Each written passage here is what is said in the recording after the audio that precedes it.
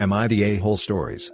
First one is titled, Am I the a-hole for refusing to help my mom financially because she paid for all my younger siblings' stuff but not mine? I'm 26 female. I have 7 siblings. Ages 23 male, 21 male, 17 female, 13 female, 13 female, 9 female, 9 male. All of us, minus the twins, have different dads and she has never had a stable boyfriend. Now, being the oldest, a lot of the mother responsibilities were passed off onto me. I babysat all of the kids until I moved out at 16 and my, now 17, sister even called me mom until she was 6. I taught my 4 youngest siblings how to walk. Taught all of them to ride a bike. Homeschooled my youngest sibling because he has learning disabilities. I also had all cooking and cleaning responsibilities, and was forced into a night job at age 15, to help her support the household, as well as being a full-time student and caregiver when at home. When I moved out at 16, my grandmother moved in as my replacement. I never held this against my mom, even though it was her decision to have so many kids and force me into a mother role. However, I became extremely resentful of the fact that she bought my 23-year-old, 21-year-old and 17-year-old siblings, all cars.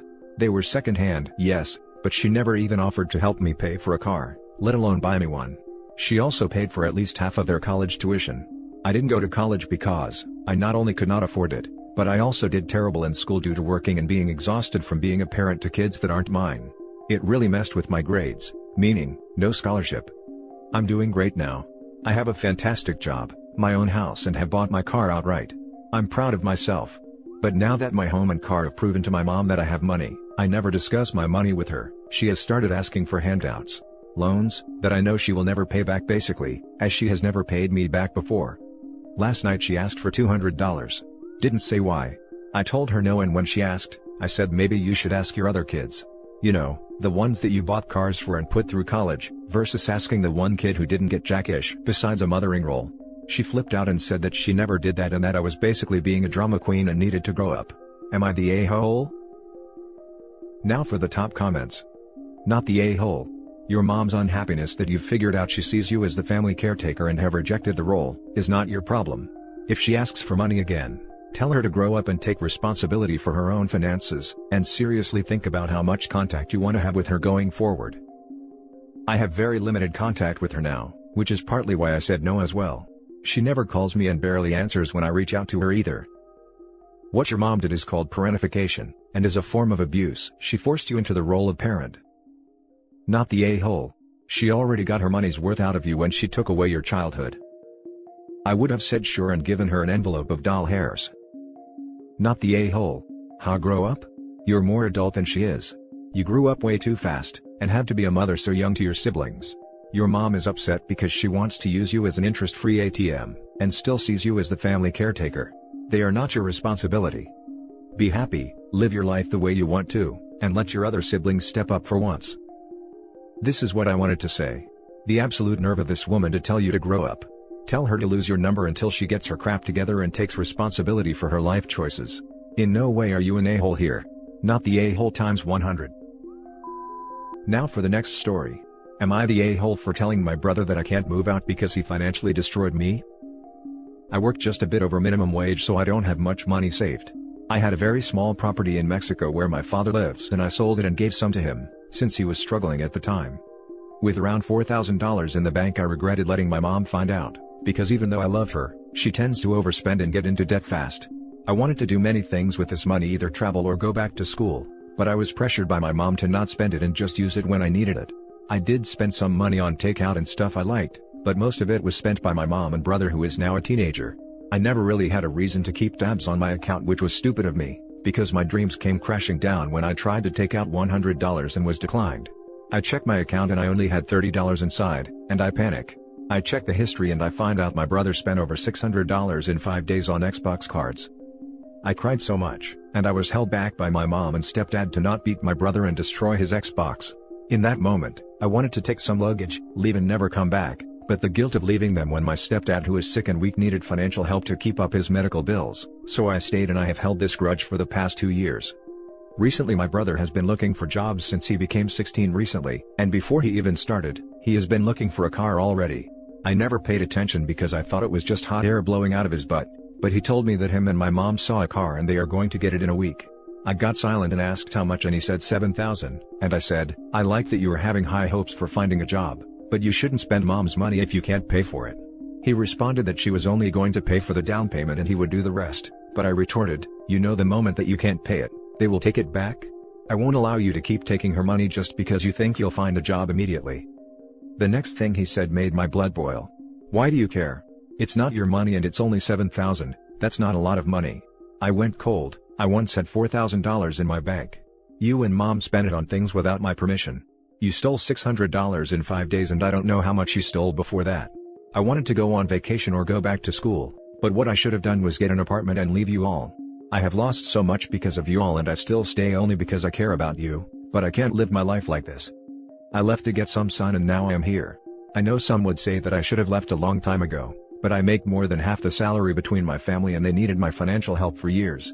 Am I the a-hole for telling my brother I want to move out, but I financially can't because of them?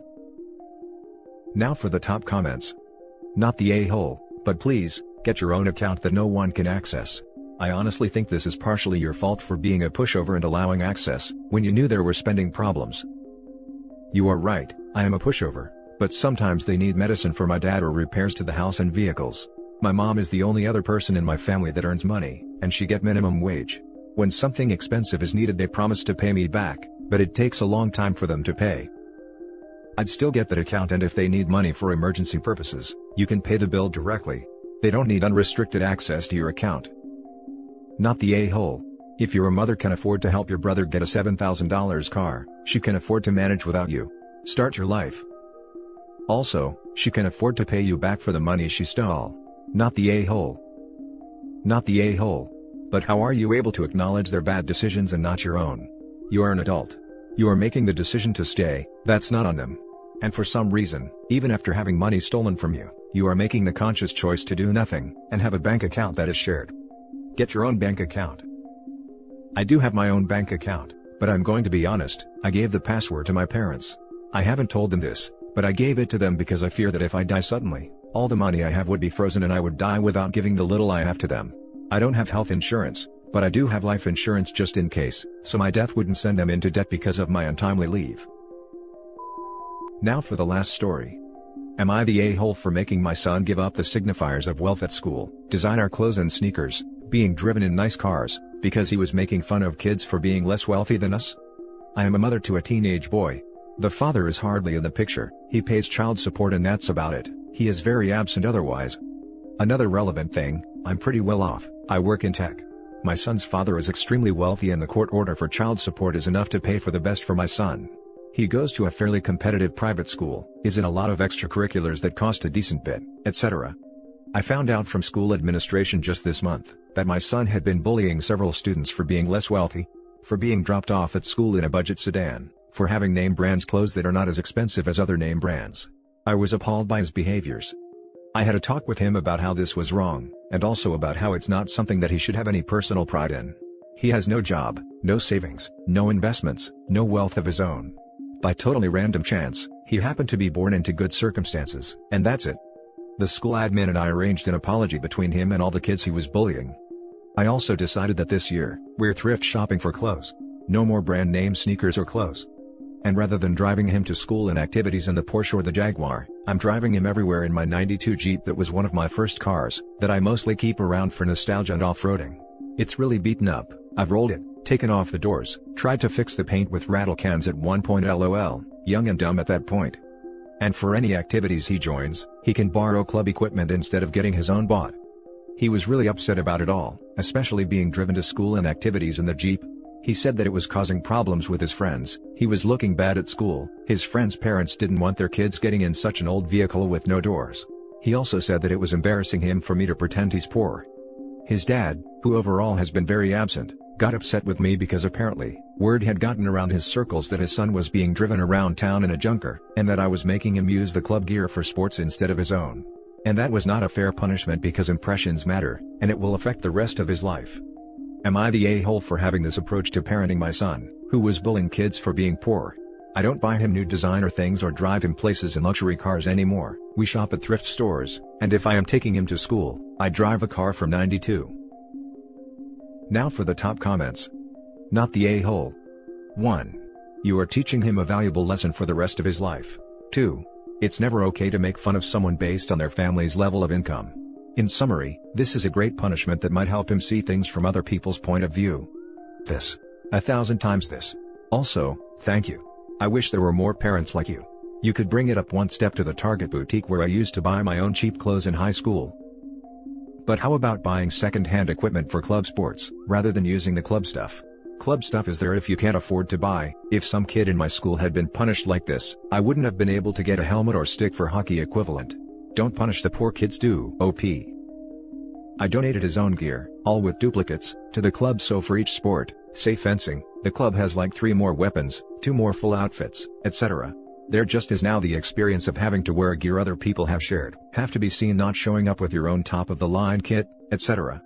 I also chatted with the coaches, and currently in his sports, all the kids who participate bring their own stuff.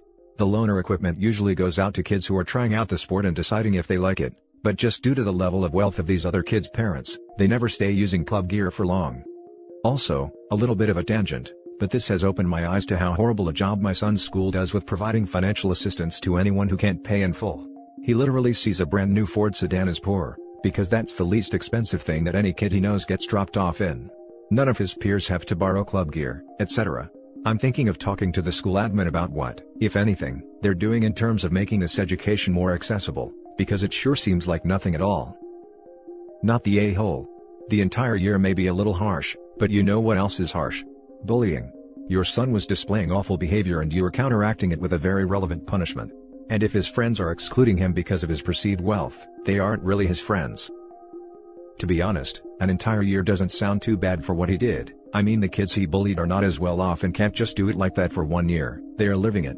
Dude at my school did something similar. His parents sold his electronics and he had to get a job at McDonald's, could have done anything else, and worked 3 years for his stuff because they refused to buy him anything but necessities. And that's it for this video, guys. If you have thoughts to share, leave a comment below. Don't forget to hit like and subscribe if you like this content. I'll catch you in the next one. Good day, everyone.